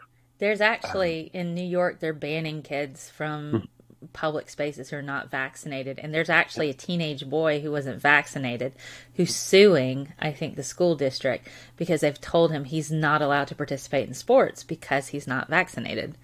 Okay, he's going to lose. Yes, he's probably going to lose. Good luck to him. He's going to win that battle, but it's going to be hard to enforce that. But I think we have a few more questions. I think Jared has a question. How do you respond to the people that believe a good pandemic is needed? I can only support it if the virus targets the willfully stupid, such as flat earthers and the CCP. Only if that's only if you had a something like that could weed out just pure asinine nonsense. But unfortunately, as history will show you, and Doc Savage said earlier, these pathogens almost always target the youngest and the oldest. And so when we have these discussions, it's not really about us as adults, because some of us can survive the flu. It's very seldom, but a lot of people do or can survive. But kids, they can bounce back from a lot, but that's a very small window at which their bodies can be pushed to the extreme. And so when all you need to do is hear a child one time with whooping cough. Yeah. And that's enough for most of us with kids to go, you know what? Something about that needs to be done. Yeah. Nobody needs to get that disease again. Oh, goodness. Okay, another question from Javier. I'm assuming it's Javier Jara or Javier Jara. I'm not certain, and I'm sorry if I mispronounce your name. Another question. I come from a development country in South America. There's not much an AV movement there. Why Americans are not concerned with finding legit sources of info? So I don't. Well, I think Americans, a lot of them just don't care. So, necesito más cervezas. I think that's So the actual that actually brings up a good point, because people who are in third world countries who suffer from certain diseases that are endemic to that area would love to not have to worry about going outside and catching this disease, or going to their neighbor's house and catching this that disorder. It is a privilege of living in a first world society where we have the option to get vaccinated or not. Like that is what we're discussing here, is that it's fashionable now to not be vaccinated because that's the new sexy, that's the new trend. I'm bucking the system. I'm not doing what everyone else is doing. Look at me. And so, that's really something that's new, because when you could see there's a really famous picture of folks in New York, I want to say around 1925, I might have the year wrong, but people lined up around the corner for polio vaccination, and you wouldn't see that to this day. No. yeah. You're exactly and completely correct. I mean, as I tend to bring up other things like tetanus, Nobody dies of tetanus these days, or very few people do in this part of the world. And for hundreds and hundreds of years, this was a normal thing to experience. So people are okay with that. And then they draw a line at diphtheria, or the antitoxins involved in some of these. So again, it's profound ignorance, sometimes for understandable reasons, and very much a symptom of the vast privilege that we now, in many cases, take for granted. Oh yeah, No, I agree. I completely agree with all that. I'll have to shoot you guys a link to this article that I wrote about Goop, the fashion of pseudoscience and the designer nonsense, and how it's a sign of privilege to be able to sit there and say, well, I'm going to do all of these things. But to be quite fair, a large portion of these women actually can't afford they can afford medical care. They actually can, and they're not without the capability of doing that for their children. They just, at least in America. So they can actually get vaccines for their kids, and they do actually take their kids to the doctor. They just are doing this other thing because they think they're one-upping it, and they're able to spend this extra money on doing all these extra things, and this somehow makes them feel like they're better than other people. So I really think that's kind of what the root of a lot of it is. And I love to have the discussion with people like that online when they start talking about toxins, and I'm like, oh man, I love these homegrown toxicologists, because it said, what toxins are you talking about exactly? Because your body's just filled with them every time you go outside. And I said, really, man, it'd be crazy if we had like an organ to take care of that for us. And so, yeah, that would be nice, wouldn't it? And I just smile. I was like, man, you really have no idea, do you? Oh my goodness. Yeah, well, we have several of those. Yeah, I tend to quote House, the anti-vaccine scene there, where he says, if you're interested in not vaccinating, I can sell you little tiny child-sized caskets. So I've gone one step further. You can now buy the Doc Savage kid casket, and it's got "I told you so" Oh my God. on the side of it. And as I say, dark humor is helpful to me. But what we are talking about is willfully putting children at risk. I think that's abuse. I say that's abuse. That's why I think vaccination should be mandatory. If you don't vaccinate your kids, you need to be brought up on child abuse. With the potential that your child can then infect other people's children who may not have had the option to vaccinate or not vaccinate. Right. So it's a multi-level piece of nonsense, quite frankly. It is. So we're coming up on 2 hours. This has been absolutely fabulous. This has been a wonderful talk. We've had so much riveting stuff going on in the side chat, and We've learned so much tonight. And it's approaching 2 a.m. here in Switzerland. wow. So I may have to disappear quite soon. That's quite all right. We probably should call it a night because it's 2 hours now. But it's been amazing having you both here. Maybe we'll revisit it again if I don't get kicked off of this Facebook group. We'll do a round 2. Have questions for us, folks. Mm-hmm. Maybe we could actually have an anti-vaxxer to put the other side of the thing. They don't need any more voice, I don't think. I mean, they don't, but their movement is growing, and people in my group were like, "Oh, why don't we see any debates versus pro-vax versus anti-vax?" And I said, "Well, for one thing, the anti-vax don't have the requisite knowledge to have a debate." Yeah, so, they don't. Some people took offense to that, but it's like I don't know what to tell you. I was like, I don't think that I can debate pro-vax. I can tell you where the science is. I can tell you that there are people who are much more educated than me who know way more than the rest of us about what's going on. But to debate that topic, I would like to see someone who is anti-vax and who is a professional epidemiologist or immunologist. You probably won't. You'd be hard pressed to find one, and after a while, I just feel like I'm punching a toddler in the face. Yeah, and there's a linguistic analogy that works beautifully as well. I can communicate with people in about 5 or 6 different languages, but I'm only fluent in one.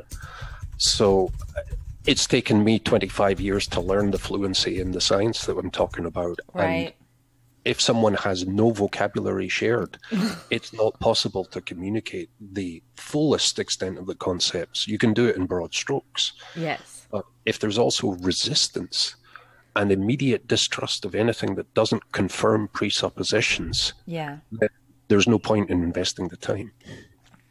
This is true. Well, any final thoughts about this as we wrap this up? Any final thoughts, Drag?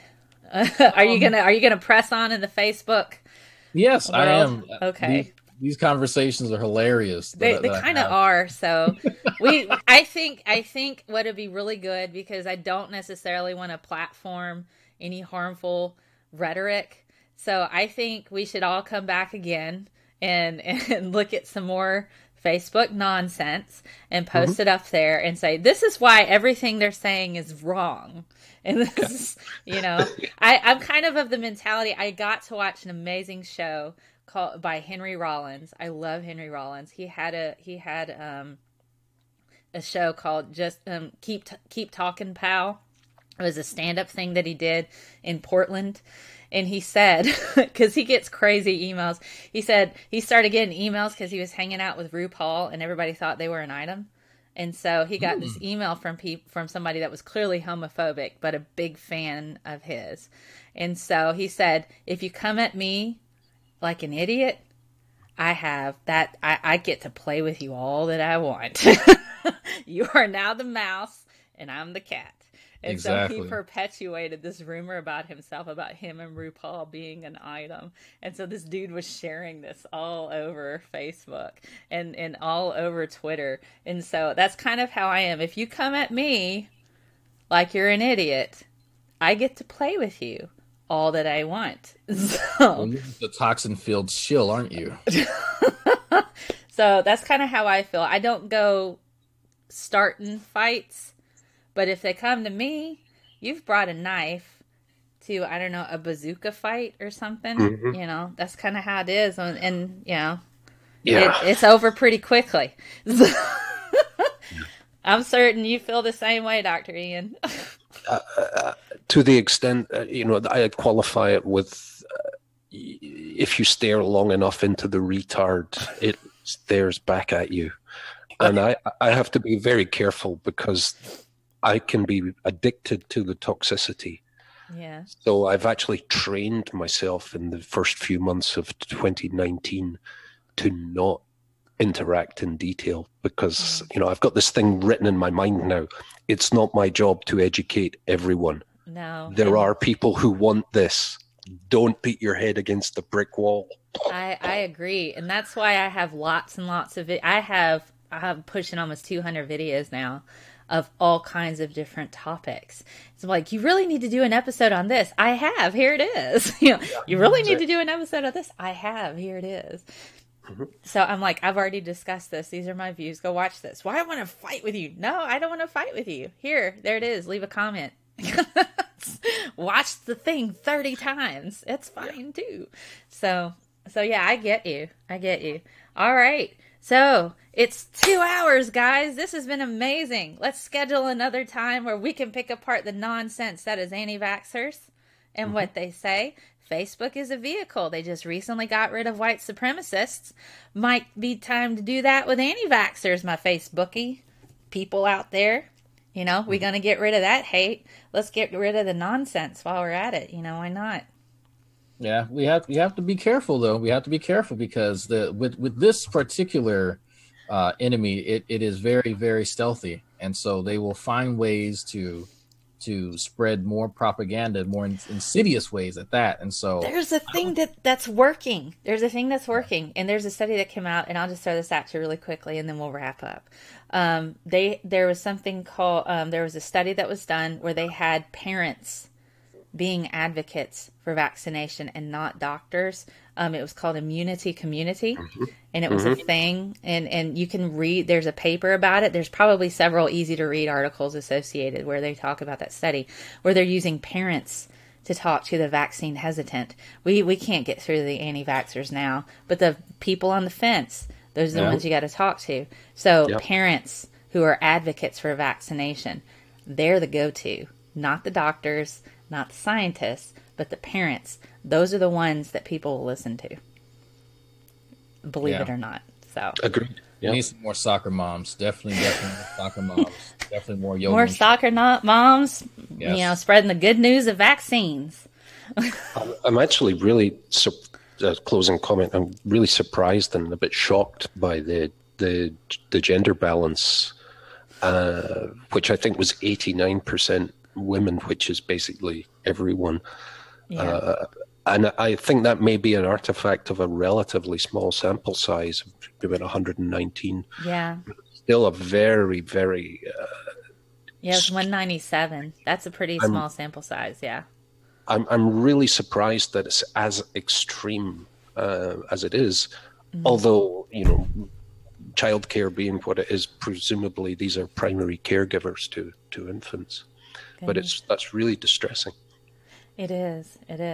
But do check out that study. I'll post the links to it in the subscription a bit later. It's getting late here too, and I'm old. I go to bed at like 9, and it's 8 now. Oh I got to head back up to the school and do some printing out for adulting tomorrow. So boo for adulting. Nobody likes that. I got to finish up an organic chemistry report too. So I'm not jealous at all. Those are the crying semesters. I can send it to you. You could take me out of my misery. No. I have not had organic in like 10 years. And the last, even though I got my grad degree in 2015, that was analytical. No, not 2015, 2017.